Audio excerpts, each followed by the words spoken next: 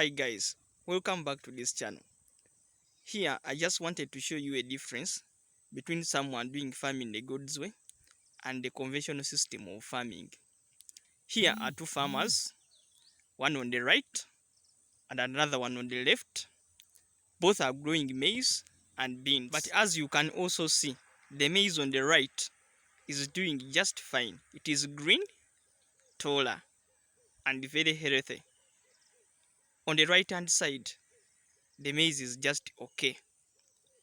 But on the left, you see that the maize is short, not as green as the maize on the right. The farmer on the left is growing his crops conventionally. He's using the traditional way of farming, the local way, what he learned from his grandparents or parents. That's the method he's using. But the farmer on the right is using farming the God's way. Now, here is the maize of the farmer on the right who's practicing farming the God's way. Look at his maize. Look at how good it is. When you look at on the surface of the garden, you see that there is a layer of mulch, and this farmer used cow dung and the wood ash when fertilizing his garden. Things which are already available in the community, cow dung and wood ash, you can always get them. They are always there. That's what he used.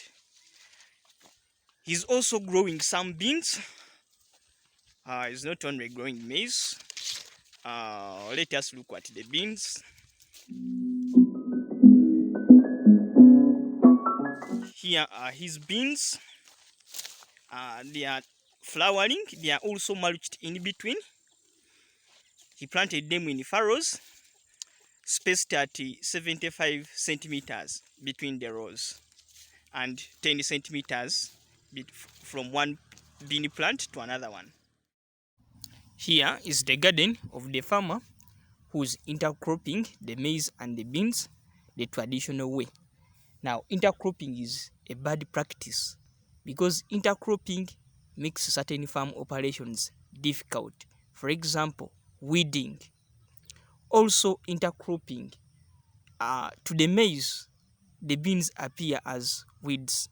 Also, to the beans, the maize also appears as weeds. So, the yield of both the beans and the maize is reduced. Whereas the other farmer who was doing farming the God's way, for him he separated the maize and the beans. This increases the total yield of both the maize and the beans if you have separated. Also, it is hard to do crop rotation when you have already intercropped the crops. You have to separate them such that you can do crop rotation.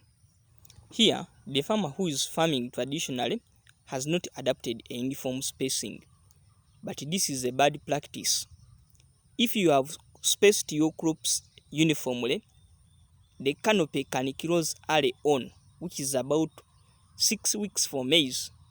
This will give weeds a hard time to grow because the crop canopy has closed, like when the leaves are touching each other. Also, a uniform spacing ensures an optimum plant population for a high yield, which is about 18,000 plants per acre for maize. So any population below that will give a lower yield, and a population higher than 18,000 plants per acre will also give a lower yield because of competition. Here, the farmer who's doing farming the God's way, he spaced his maize. The spacing he adapted is 75 centimeters between rows and 60 centimeters between the plants. So everywhere it's that uniform spacing, a good plant population, which increases the yields. You'll have the optimum plant population, which can lead to a high yield.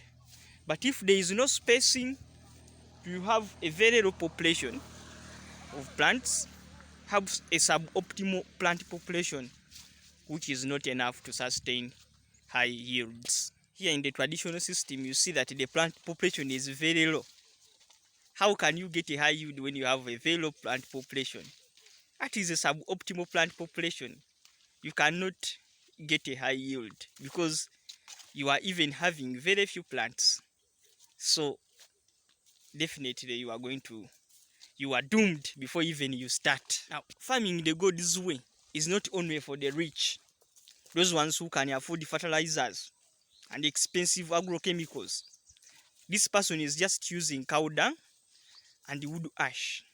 The wood ash is working as agricultural lime to counteract soil acidity, and then the cow dung is the main fertilizer, and then the mulches can be always got in the villages. You can always cut grass or the previous crop residues, or that can work as mulch. The available fertilizer options in farming the goods way include manure like cow dung, goat manure, poultry manure, the chemical fertilizers like NPK, DAP, and urea if you have the money. If you are really very poor, you can afford ant-hill soil because it is free, and also compost. You can make your own compost. So really anyone can start from where he is with what he has. So start from where you are with what you have. God will really bless you.